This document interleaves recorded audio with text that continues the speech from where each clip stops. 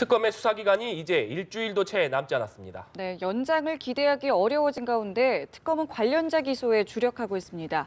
다만 대통령 대면 조사는 끝까지 시도한다는 방침인데요. 특검 사무실 연결하겠습니다. 서영석 기자.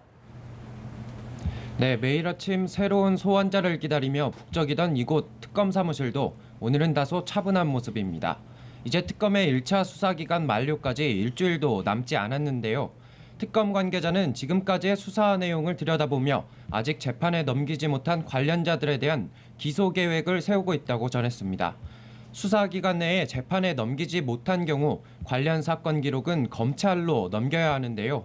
이렇게 되면 수사 기록을 처음부터 다시 검토해야 하고 재판부도 빠른 판결을 할 의무가 없어 사건 완료가 더뎌질 수 있는 만큼 특검팀은 최대한 수사 기간 내에 관련자들을 기소하고 이후 공소유지를 직접 담당한다는 계획입니다.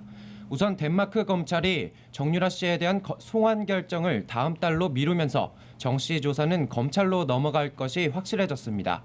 구속영장이 기각된 우병우 전 민정수석에 대해서는 보강 수사가 필요한 만큼 수사 기간 내에 기소가 이뤄지지 않고 수사 기록이 검찰로 이첩될 가능성이 있습니다. 야권은 오늘 국회 본회의에서 특검 수사 기간 연장을 골자로 하는 개정안을 통과시킨다는 계획이었는데요. 여당과 합의가 이루어지지 않아 사실상 처리는 어려울 것으로 보입니다. 수사 기간 연장을 기대하기 어려운 가운데 특검이 수사 초기부터 예고해온 대통령 대면 조사도 별다른 진전이 없는 상황입니다.